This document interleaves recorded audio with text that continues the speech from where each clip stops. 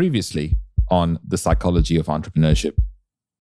I am Rachel Luna, the host of the Permission to Offend podcast, creator of the Faith Activated Journaling Experience, and the founder of the Confidence Activated Live event. Well, in order to be successful, you really have to have courage, because it takes a lot of courage to do anything that we're doing in the online space. Like, marketing takes courage. So equal means everybody has the same thing. Equity means everyone has what they need. And we need to make sure that everyone is getting what they need to thrive. It's nefarious, man. Like, the brain works in fucked up ways. The mind is one of the most deceiving, manipulative pieces of equipment, flesh, human bodies on earth. I never have trusted my brain. All of that weight lives in your head, and you are the decision maker. Psychology of Entrepreneurship. Hi, it's Ronsley. If this is your first volume, welcome. This is a weekly series where I go inside the mind of an entrepreneur, artist, athlete, academic to decipher what is the psychology of our decisions. I'm Australian, and I'd like to acknowledge our traditional custodians of country where I live and work. I pay my respects to elders past, present, and emerging, and acknowledge our continuous connection and contribution to land, sea, and community. So, if you are already on Clubhouse, we have the Psychology of Entrepreneurship Club that we regularly run amazing panels and events. Follow me at Ronsley on Clubhouse to see when the events are being done. There's no better way to do this, unfortunately. But we just finished one called Solving the World's Most Meaningful Problems that had Naveen Jain and Darren O'Lean, amongst other human beings, on that panel. So you've got to come and check it out. It's like nothing I've ever experienced before. And if you have an iOS device but don't have an invite, email us, Kaylee@amplifyagency.media. Email us your phone number and we can arrange to send you one of my 7 invites that I have left. So enough about Clubhouse. Let's get to today's guest. I've always wanted to interview an artist, like a real artist. Today, I get my chance. Check this out. Listen to his voice first. The compulsion to create, it is irresistible in me. Like, I can't fight it. It has to come out. And so if it can't come out in what I would say the conventional ways, the ways that I would like, it's still going to come out in some kind of way. And so, yes, it does. It does challenge me to be creative in how I am creative. His name is George Wilkerson. And I asked him about how he gets into the headspace to create. Well, it's not methodical, but I do have, I guess, like little rituals that I do to like create an environment for myself emotionally and mentally and physically that's conducive to creation. And so, like right now, I have a poem laid out on my bed, for example, and I'll just like walk you through the process as quickly as possible. So about a week ago, I was looking at a magazine, and part of the magazine contains photography. And there is just this really poignant picture of these cows standing in the road staring at the camera. And it's kind of dark behind them, and the cattle look menacing, and it just creates just this weird, surrealistic mood. And I was like, whoa. I said, I just had a powerful response to this photo. I'd like to write a poem about this. I would like to recreate this feeling for a reader in a poem. And so in order to do that, I said, well, I need to clear my plate. I've got letters to do. I have deadlines I have to meet, other things. You know, I've got to exercise. I've just got all these other little minor responsibilities, and I have to wipe all that out of the way because I need to be able to devote my full attention to this mood that I'm trying to replicate.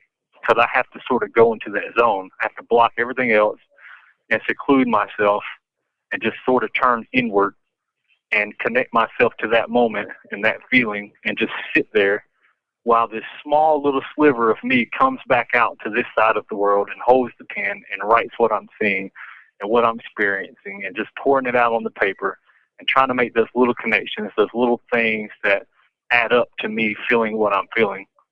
And so that's how I do a poem, you know. Then after I do that, I come back out to this side and I sit with it and I read it and I reread it, and I see if it makes me feel the way that picture felt. And if it doesn't, I have to go back in and make adjustments. And I have to just sit with that moment, though, for as long as possible. Just dwell in it, and just sort of move back and forth between this side and that side, this side and that side, until I make them match as perfectly as possible. While George was talking, I thought to myself, I wonder if people misunderstand his art. I wonder if people judge art even before they have actually witnessed or interacted with that art. Sometimes they see the art and the biases and the lens of that bias that we layer over viewing that art can mean we're all different.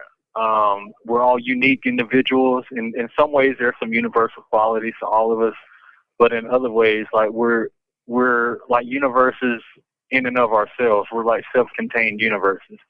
And so when I create a piece of art, I can't really make it for other people. I can try to target the universal qualities that we all share, but ultimately I'm creating it in alignment with an inner experience that I have, my inner aesthetic or my mood at that moment. And I'm just trying to be true to that and let the art that I've created mirror that inner experience. But I go into it also knowing that when an audience or anyone views it or engages with it, they're probably not going to experience it the exact same way that I did. They're not going to get everything about it. But if they can get a big piece of it, the main takeaway or whatever that I aimed at, then usually I'm satisfied with that. But, generally speaking, almost everything that I create is misunderstood to some degree. It's just a matter of degree. A study has found that artists have structurally different brains than non-artists. Participants' brain scans revealed that artists had increased neural matter in areas relating to fine motor movements and visual imagery. The research published in Neuroimage suggests that an artist's talent could be innate, but training and environmental upbringing also play crucial roles in their ability, the authors report. As in many areas of science, the exact interplay of nature and nurture remains unclear. Okay, so being misunderstood was a valid question because George Wilkerson is on death row. And you remember Tessie Castillo from volume 64. This is her remembering how she met George for the first time. George is the only one of my co-authors that I've never met, actually. He was not in the original class in the prison that I was teaching. And I got kicked out before I got to see him. So the only way that we connected was through Jantan, because once I had been writing to them for a while, Jantan said, I have this other friend. He's a writer. He really wants to get to know you. Can he write to you also? And I said, okay. And you remember Shanton, Terry Robinson from volume 63? I am currently fighting a wrongful conviction. And it's not something that I say lightly because I understand the stigma in institutions behind claims of innocence.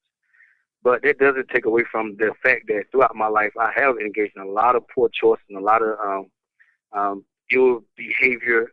I was a criminal. I did sell drugs. At 17 years old, the charge that I was locked up for was snatching a woman's pocketbook. Like I had learned from this older guy, like this is the quick way to make money. And I was so naive. I was so, infatuated and influenced by this person that I tried my hand. And it certainly did work for me. And I'm glad because that was like the end of my pocketbook snatching days. But looking back over my life, I am accountable for a lot of things that I wish I could take back now. But I chalk a lot of it up to the human error and the human circumstance. I mean, we are human. We are prone to error. And unfortunately, a lot of times that includes criminal behavior. And then I get this 20-page letter from George because he's very prolific. This guy is a producer of all things. He's a wordsmith, an incredible writer, and will write, 60 pages of material when I only asked for 5. And he's an artist. He's an incredible visual artist. I should actually show you something that he's drawn, just so you have an idea of how good he is. It's really remarkable. And he's also a poet. So he's just this really intensely creative person and is always producing and overproducing. And if I ask for something like, we're creating a new version of the book now that's going to come out in June. And so I've asked all the guys for new essays. And George is, of course, the first one to get everything to me, sent me twice as much as I asked for. I'm having to like cut down all his essays because they're too long. And then he's sending me poems and like this and that. And he's already gotten me all of the essays, plus he rewrote all of them based on feedback before anyone else has gotten me a single essay. So that's like just George and how he rolls. That's just how George rolls. And while I was digesting all this, I asked George how he felt about his prizes and all the awards he won, you know, the stuff he won from prison. Well, feels pretty good. It's almost like I'm witnessing because this is probably the first real poem that I wrote, and it actually won first place in an international poetry contest a few years back.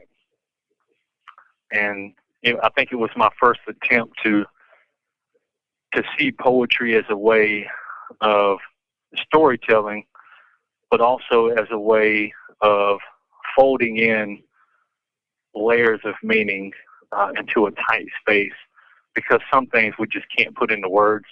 We can only like put the words beside other words in the hope that people will see behind them and see this bigger thing that they create that the words themselves just can't hold on to. You just have to be able to like either you get it or you don't. You know, everything can't be explained or reduced. Some things are irreducible. They just are. And you just have to bring your humanity to it and empathize. And through your empathy, understanding will come. And so like this was my first attempt at just like trying to harness that lightning, I guess. This is probably the quote of the interview. Everything can't be explained or reduced. Some things are irreducible. They just are. Okay, George. Oh, this philosophical George. I would love if you could read us your award-winning poem, please. This poem is called At the Zoo. A crowd of people, clenched together like a fist, walk by jabbing and hooking fingers at the glass, whispering behind hands with nods and shrugs as they openly stare at the spectacle. Showering, playing chess, watching television, men on death row continuing tame lives, immune to these intrusions. The crowd snakes forward toward the next exhibit, shaking its head as if disappointed. A red-headed co-ed, seeming sheepish, glances back, and my friend presses against the plexiglass a homeless man's cardboard placard on which he had scrawled his name in 2-inch letters, and below it, writ me. You misspelled right, you idiot, I say. Good wingman that I am. He flips his sign around to read it. Blushing prettily, grinning at our embarrassment, the girl waves goodbye.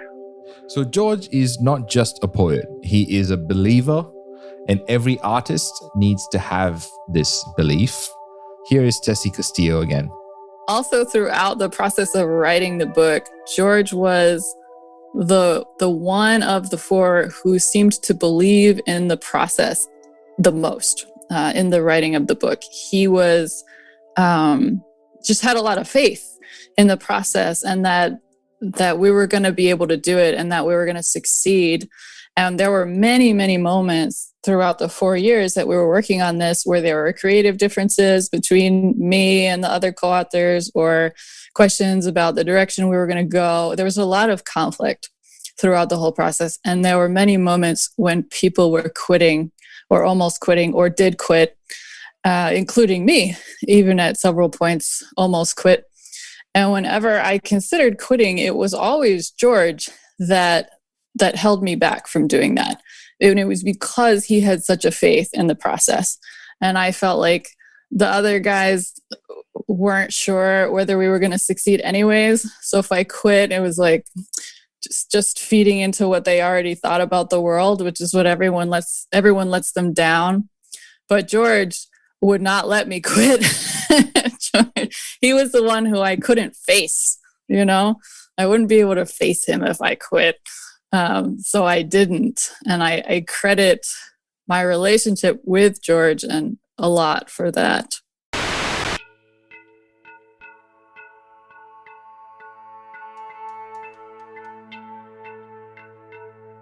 When we come back, they call it the ugly side of art. I'll tell you what it is after these messages.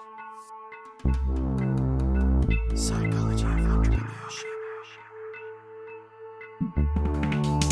Our aim with this audio documentary has always been to build a strong community of entrepreneurs and creatives to provide a space where they can use their voice to share their authenticity with the world. As a valued listener, your voice matters too. We love to hear your feedback and ideas, so don't be shy to let us know how we're doing in the ratings and comments.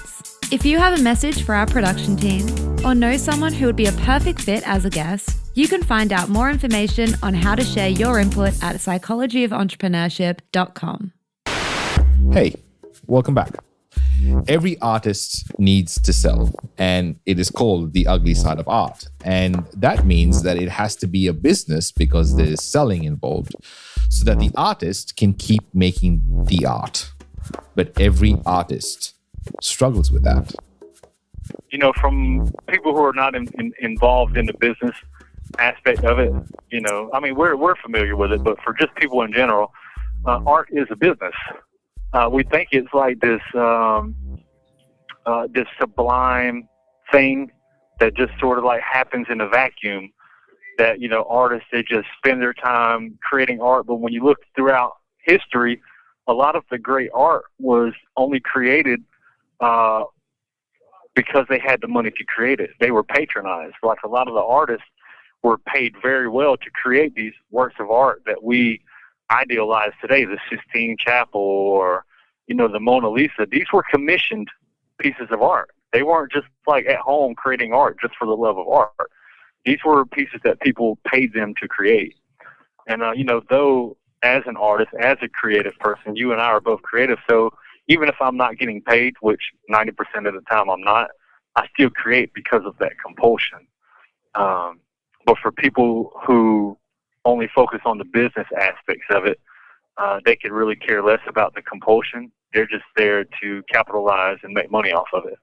Another aspect of art that is just ignored and is not addressed is? A lot of it is through feedback, engagement, direct engagement with the audience. So like what we're doing with Crimson Letters, for example, Tessie is doing a great job of you know, creating these events of to where we can communicate, like, you know, us co-authors who are on the inside can, say, participate in a book club, you know, and as one of the results of the book clubs, as we're working on the second version or the updated version of Crimson Letters, we have asked members of the book club to read some of the advanced material and give us like feedback that we can factor into our revisions.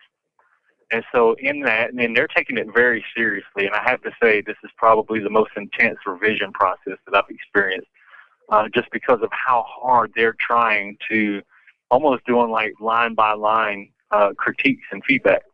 And so when I read that, I'm seeing from, you know, 6 or 7 different perspectives. Like, wow, okay, this is how they took this line. I intended it to mean this thing, and they got that.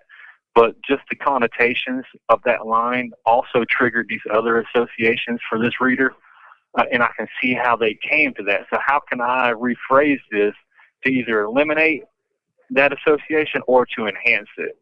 You know, so I'm literally like writing this, trying to factor in 10 or, I mean, you know, multiple perspectives, not 10, but multiple perspectives, and hope that these readers, these sympathetic readers, sort of represent the audience as a whole, the demographic that we're targeting.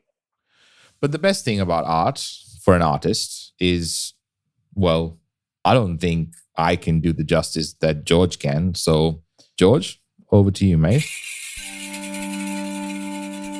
Because every day that I create, I want an audience to engage with it in some way. And I think part of that is because I get such a joy from the creative process. So part of it is just for me, to satisfy this compulsion. And I get a joy from the beauty of things that I create, things that are beautiful to me. They might not be beautiful to other people, but they're beautiful to me, and I really enjoy them, and I want to share that joy with other people. I like to create just that sense of awe and wonder in other people, and I think people are creative by nature. So like with a piece of poetry, for example, poetry for me is more about like the juxtaposition of ideas and the way that we say things, and to make connections between things that we typically want to make connections between. So it helps us to see things in a different way from another perspective, and to see how interconnected everything in life really is, even to like completely just unrelated things, when you create like a good metaphor. And so like just to have that new way of seeing something, I want others to see it that way too. So when I share a poem, I really want them to get it. I really want them to just have this little piece of insight that I got from it. And it's not like a reflection on me. I don't want them to look at me like, oh, wow, you gave me this thing. You're like this great poet. That's not what I'm looking for, is the praise. I'm just wanting them to have this extra little piece of seeing the world, of being able to piece the world together a little bit better, having more of the puzzle, so to speak. But with a piece of visual art, like if I look at the sunset, and this might seem cliche, but if I look at the sunset, just the combination of the colors and the vastness of the sky, it just creates this powerful, visceral emotion in me. Like I have this pure, like emotional response when I look at that. And so I wanted to figure out a way to translate that visually in art, in the way that I use lines and contrast and, setting colors side by side. And so like I'm trying to stay in tune with the way that it makes me feel when I look at the piece of art. And so I'm trying to create like this specific mood and this experience. And when someone else looks at that art, I want them to feel that too.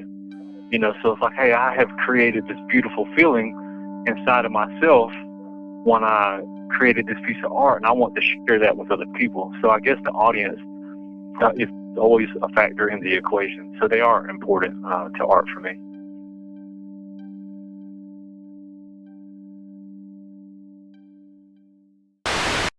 An article in Psychology Today discusses the importance of art therapy in prison. It states, art becomes the great equalizer, humanizing those that have been previously dehumanized. Only when someone creates are they recognized as being alive.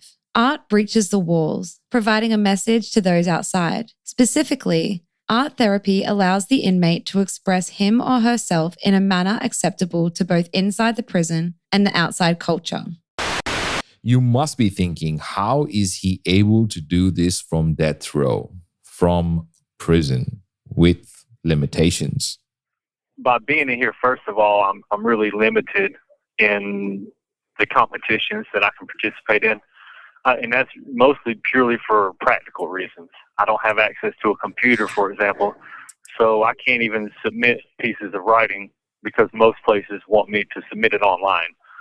So that just takes me out right away, because it's not about necessarily the quality of the work that I'm creating that's stopping me, but literally just the practical aspects of it. But the incident you're referring to is I had entered a poetry contest. So you have some contests that target prisoners in general, but this was not one of those contests. This was open to, anyone in the world that wanted to participate could participate. Not saying there was that many participants, but it was open to anyone and everyone. So when I went into the contest, when I entered the piece, it was a chapbook of poetry. And they don't know anything about me at the point that I entered the contest. So it wins third, actually. It didn't win first, it won third. And I was offered publication. And I ultimately was going to turn down publication because I had a better idea for the content. So I wanted to rework the content anyway. But I didn't even get the opportunity to say that because when they found out that I was in prison, their main concern was, can you promote this book? And I didn't really know anything about book promotion at this point. I was like, well, I can't show up to a book event if that's what you're asking. I can't do book signings if that's what you're wanting. And they were like, look, they just told me straight up. They were like, your work is good, it has merits, but we're a business. We're not a charity. We're not in this just for the heck of it. We are in this to make money. And if you can't promote the book, then you can't help us sell it, then you can't help us make the money off of it. And we're not going to invest ourselves into publishing this book, regardless of its merits. And as hard as that was to accept, I understand where they're coming from, and I respect that. But it was disheartening. Every artist is dealing with limitations of sorts, and it is something that ultimately defines the art. So, George, what kind of stuff do you actually have access to? I don't have access to a lot of the materials to bring some of my ideas to reality. So say, for example, artistically, I'd like to paint, so something as simple as painting. I don't have access to paints. I don't have access to canvases or brushes or anything like that. So I'm limited to just pencils and colored pencils and some crappy paper. And if you're an artist, you know how big of a deal paper itself is, because a pencil interacts with paper in different ways. A cheap piece of paper versus a sturdy piece of a vellum. The pencil, the way it actually lays down on the paper and smears or shaves, or the way the paper holds the graphite is different for each type of paper. So just little things like that is just really frustrating. But at the same time, it's a little bit liberating because I'm challenged to use such a sparse amount of materials that it pushes me to do things and to experiment in ways that I wouldn't if I would have had easier access to materials. I would have kind of just stayed within my comfort zone. So it's got its ups and its downs like anything else. Before we finish, I think you got to hear what Tessie has had to say about George's accomplishments. So he has a lot of accomplishments, writing especially. He's written a memoir. He's written a book of poetry. He's award-winning, nationally award-winning. He has a book of poetry that won a national award, and the prize for winning was a publishing contract. But when they learned that he was a prisoner, they withdrew the publishing contract because they said, well, you can't promote your book and we won't make money off of it. So it was actually, I believe the award was given to someone else for that reason. So he's run into a lot of obstacles, but he's just really incredibly artistic with his writing and with his drawing and with his poetry. But to me, what George has accomplished that's even more remarkable than that is that George is actually happy. If you ask him about happiness and how one finds happiness, George consistently says that he is happier now, having served 15 years on death row, than he's ever been in his life. And that's really what has always surprised me the most about him and what I find the most fascinating. Psychology of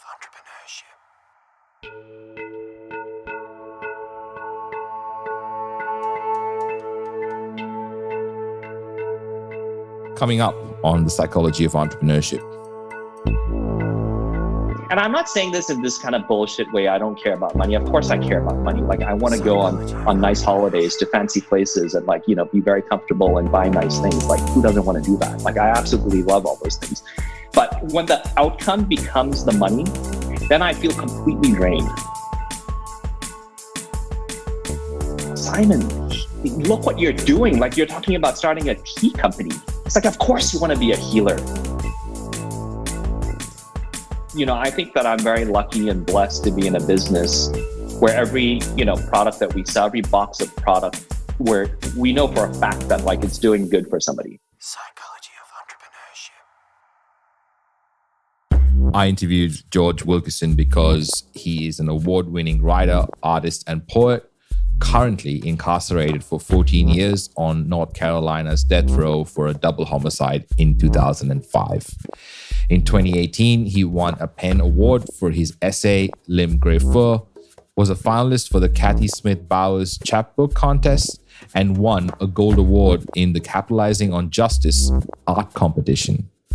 In addition to being Editor for Compassion, a newsletter for people on death row, his work has appeared in multiple philanthropic platforms and exhibitions, including Hidden Voices, The Upper Room, The Marshall Project, Windows on Death Row, the Corrections Accountability Project, and Lifelines Collective.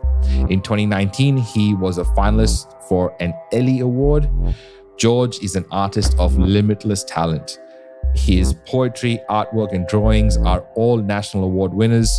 He is a brilliant storyteller and a deeply spiritual person. He loves to talk about the power of storytelling to change hearts and minds. You can find links to more of his writing in the show notes at psychologyofentrepreneurship.com.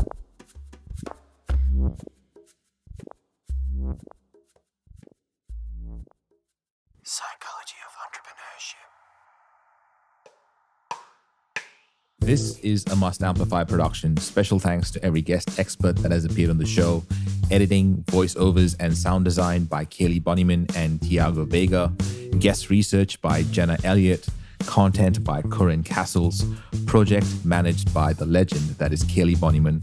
Produced and hosted by me, Ronsley Vaz. For more episodes and way to listen, go to mustamplify.com/POE.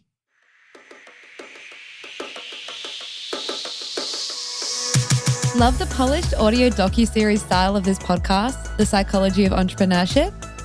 At We Are Podcast, you can learn how to create a similar style for your own show.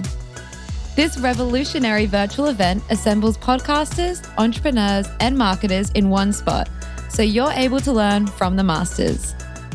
Head straight to wearepodcast.com to reserve your spot at our next event.